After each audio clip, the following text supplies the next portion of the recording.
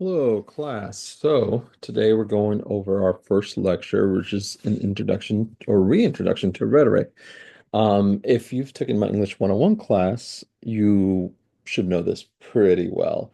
Honestly, most classes should teach English 101 at Olympic College, so all of you should be at the same page. If you're not, well, that's why this video is here, because this is going to be important, as this is going to be the same um, thing as like I said, my English 101 class, in that we are going to use rhetoric as our main theme, our main lens in which we write our papers, specifically, of course, our research paper. So let's get into it. What is rhetoric? Rhetoric is using whatever means available to persuade, the art of persuasion. So you use a certain amount of appeals when it comes to trying to convince someone about something, right? And there are three major appeals specifically that people use when it comes to these appeals. And these are things that you want to keep in mind as you write your own papers, especially this first one, the argumentative essay. That's why it's the kind of the first paper to kind of break you into the class, because I want you to think about how you are going to persuade your audience about whatever it is that you're going to be writing about. So, like I said, there's three appeals. The first one being ethos, or the appeal to credibility. The second being logos, or appeal to logic. And the third one being pathos, the appeal to emotion. These three appeals make up rhetoric, or at least some of the majority of rhetoric, let's say it that way. So let's go into each of these real quick. So ethos is the appeal to credibility. People believe those who are respected. You set up your credibility as someone that is trustworthy, right? To try to convince that you are a credible source or a credible person. If you can't do that, if people don't think you're trustworthy, it's going to be really hard for them to take your word seriously, right? So a strong ethos gives the impression that you are someone worth listening to. One thing to note is that think of like some examples that you have seen before in your life.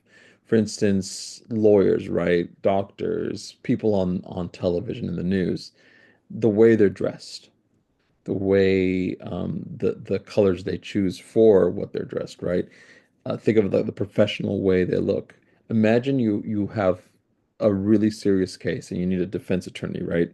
Are you going to probably just go on first glance with an attorney that's dressed professionally in a suit, or someone who has shorts and a t-shirt, right? Even if that guy with the shorts and t-shirt, even if he's probably maybe he's an amazing attorney, right? But your first impression is not good because you're like, oh no, that's not what you want to see when you look at it and think of a lawyer or a defense attorney, right? So that's ethos, right? And the way this works in your writing is, well, think about how spelling, grammar, punctuation, the sources you're using, right? That's all ethos. If your grammar and punctuation is bad throughout your paper, it's just really hard for your reader to take you seriously. And that's how ethos works in writing. But that's only one part of rhetoric. The next one is logos, persuading using logic, using factual evidence, rational thought. Organization helps with logos, the ways things are organized, or the way that things are ordered in certain format helps for logos to stand out. So, for instance, the way you would write a paper. Introduction first, right? Then maybe your first point that you mention in your thesis, then your second, third, et cetera, and then your conclusion, whatever that may be. Think of that's logical, the way it's organized. That is completely what logos is about. And of course, using actual evidence, like logical evidence, to support your point. The idea being that maybe you find a source that's not just a random blog, but maybe like a journal article, right? A peer-reviewed journal article, or a piece from like a news outlet that's very credible. The idea being that it's a logical way of organizing things. Look at the way I've organized this, right? The idea being that it's meant to be easy to communicate with you. So it's very simple, but it's also, and maybe not the most, engaging, but it is also a very logical way of me presenting this information. And then the last one we have is pathos, persuading using emotion. If it makes you feel anything, it's pathos. If it makes you feel afraid or angry or shame or happy, whatever, It is pathos, and it's by far the most effective means of persuading somebody. Although it's not the I wouldn't say it's the most important one. By all means, it is, of course, important. You know, you need to connect with people, and pathos is the best way to do that. But having a pathos argument alone is not good enough to make a good argument. You need to have all three. It takes all three. You need to have ethos.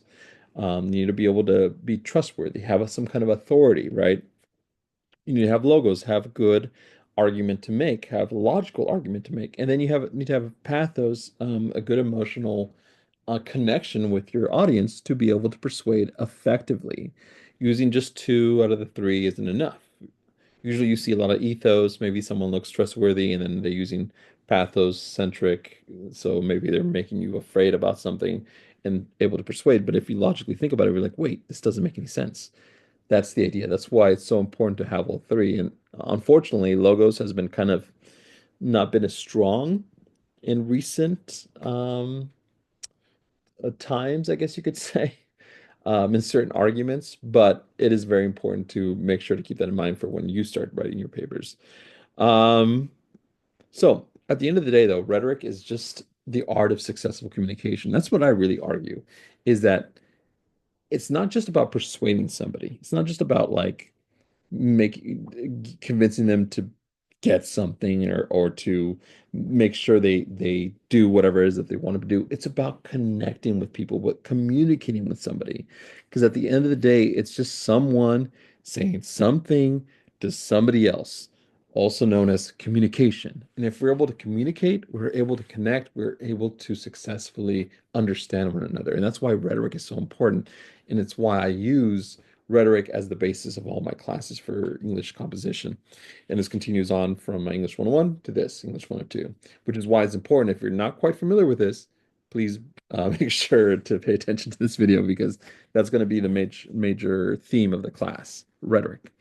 So, although when it comes to rhetoric, you always get the big three, which is ethos, logos, pathos, by far, of course, important. I argue that there's actually two more that are just as important as those three, which is kairos or timing and decorum or the rules of propriety, how one should act based on the given situation. So kairos, basically an attempt to persuade with the appeal to timeliness. Think of it of the idea of like I'm sure you've heard the phrase of striking when the iron is hot.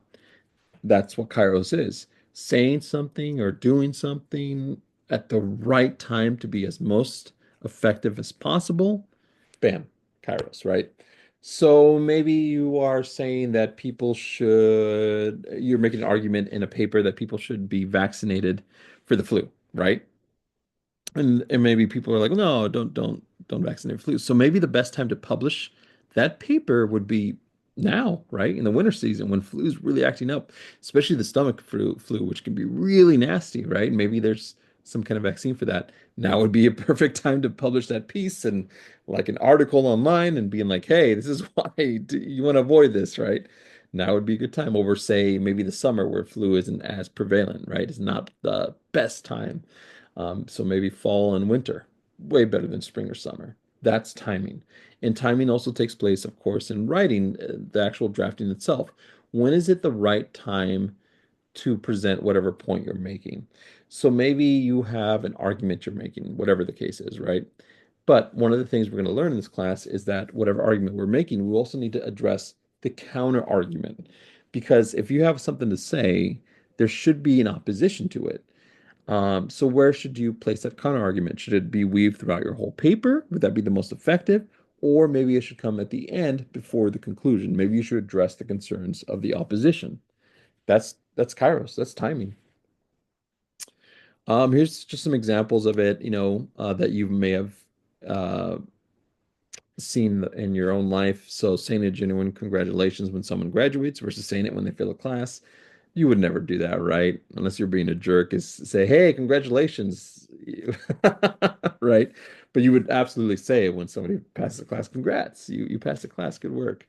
Or here's one that we've all wherever we are in life, maybe we're parents now, or maybe we're not quite there. We're young adults, but either way, We waited for our parents to be in a good mood to ask them for something. So like money, maybe, like maybe you waited at a right opportune time, maybe not after work, but maybe on the weekend when it's their day off and they were rested and relaxed and you were like, "Hey, mom, how's it going?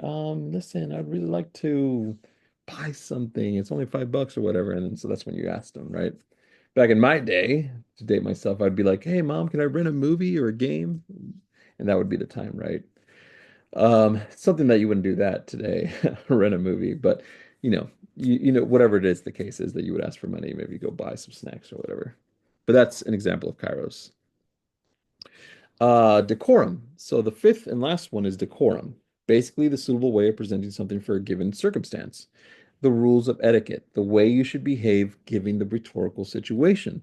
Decorum can be difficult because sometimes you don't know what it is until you break it, right? So the idea being that maybe you are asked to go to dinner at some other person's house and you get served food and you begin eating your food and then everybody else began praying because that's what they do before they eat. So without knowing, you broke the decorum, right? That's the idea. But maybe from then on, you know that okay, maybe I don't have to pray, but I definitely am going to wait till everybody else is done so that I can eat the food when I'm over at this place because you understand the decorum now. That's the idea with decorum. That's why it's so important when it comes to rhetoric, is because you stand out in a negative way if you break decorum. Do you remember what I said about ethos, right? About dressing appropriately, right? If you don't, not only does it hurt your ethos, it also hurts your decorum because you don't understand how to act in an appropriate way. Think of it whenever you've been in a new job or a new place, the thing you try to figure out, and some reason why you might be awkward, is because you're trying to figure out the decorum of that place. You're trying to figure out how should I act? What can and I cannot not do? What can I cannot not say? Right? That's all decorum. And it's not just about acting prim and proper, it's just about acting appropriately, given this certain circumstance. And that's, of course, important when it comes to writing. When it comes to research writing, especially, you have a certain language that you're going to need to write or use so that a very professional, very factual. It might still have voice, your own personality in the writing. It might have maybe some humor, but for the most part, it's going to be make sure that it has strong grammar, punctuation, all that kind of stuff, right? And we'll see examples of this in class. But that's why decorum is important because you want to make sure you fit inside that giving situation. Here's some examples that you've seen throughout your life, writing to certain audiences is, versus kids versus adults. For example, would this be a great PowerPoint to present to like elementary school children, maybe say third graders? I wouldn't think so, right? Look at this. I don't have a single picture yet. It's just, and the colors are so boring. Oh man, no way. I would lose them right off. But then again, um, if I had like cartoons like SpongeBob and stuff, I could maybe work it in, but but let's say I have too many of it, right? Maybe I have it's way too garish and colorful. It'd be brutal for you, you'd be like, oh my God, this is hard to watch. So that's the idea. Showing certain commercials during the day versus night. If for some reason you're still watching cable, you usually would have gotten certain ads, maybe certain ads for like say you're in a certain place where it's just cartoons and stuff for children, so you get a lot of toys commercials, right? As opposed to like say a sports channel and you'd get like beer commercials and like stuff for like say like AutoZone stuff, stuff to fix your car. Imagine if you swap those, right? So in a sports channel you'd get a bunch of cartoon like toy commercials and then in a in a um like a Disney Channel or a Cartoon Network like channel kind of place, you'd get a bunch of beer commercials, right? That breaks the decorum. That wouldn't work. There'd be an uproar. Um, so that's decorum. That's why it's important. And so with that, that's all five uh, appeals that we'll kind of look at throughout the class, and that you will use logos, logic, ethos, credibility, pathos, emotion, kairos, timing, and decorum, acting appropriately given the situation. So visual rhetoric, of course. Rhetoric is visual. It's from here, the Purdue Owl, known as visual literacy, which is generally split into three categories: visual thinking, visual learning, visual rhetoric communication. Through clearly, visual thinking and visual learning must occur in order to communicate visually. That's the idea, communicating visually. So, using any available means to persuade through images, arrangements of elements, use of topography, analysis of existing images and visuals. It's what I'm doing now with this video. It's a visual rhetoric. I'm convincing you that what I'm saying is right, using this PowerPoint as, my backdrop, right? And it's sure you're hearing me as well, but you're visually seeing everything I'm looking at here. But basically, conveying meaning through images. That's visual rhetoric, and that could mean movies. That could mean, of course, ads, anything like that. This video here. So here we have an image. What do you think this means? What do you think it's trying to argue? It's making an argument, right? What is that argument? That maybe not babies, but new people are growing up with cell phones, and this is ancient, right? Look at this. What kind of smart cell phone is this with in this Bluetooth device, right? But still, it gets the point across, right? It's the idea that the cell phone is a bottle that he's drinking, right? And that's how he's growing up. What would it be now? Maybe an iPad, right?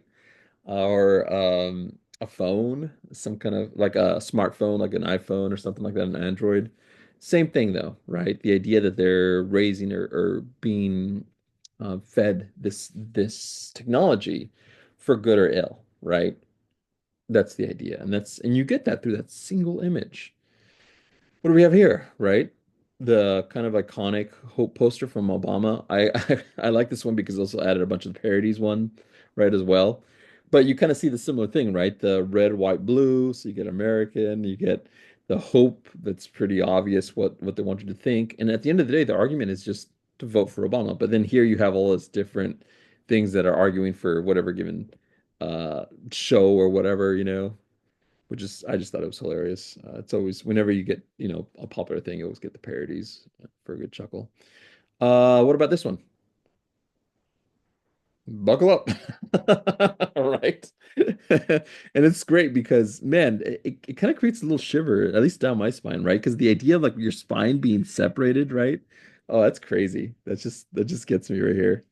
What about this one? That one's pretty provocative, right? What does it mean? That education is difficult in certain places of the world, that war makes things harder. I like this one because it makes you think a little bit as to what the argument is trying to be, or what it's trying to say. And it's pretty open to interpretation. And then I think this is the last one. Yeah. And this one, I mean, it's like unlike this other one here where you kind of have to think about it a little bit. This one's like in your face. Secondhand smoke, right? And it's great though. It's instead of being a pacifier with the normal, nipple there, it has a cigarette butt. And the idea being is like this is what you're doing to your children. I mean, sure, they're not smoking, but they're inhaling that secondhand smoke. And what is it? Is it? It's an anti-smoking ad, right? The idea being that it's trying to emotionally argue through maybe fear or guilt that you should stop smoking. Pretty slick. I see what they're doing there, right? So, anyways, that's rhetoric in a nutshell. Just wanted to make sure everybody was on the same page. Some of you already know what it is and are pretty adept with it, especially if you took my English 101 class. Others maybe need a little refresher, which is what this video is for. Either way, that is it for this video in this lecture. I will see you on the next video, and thanks for joining me. Goodbye.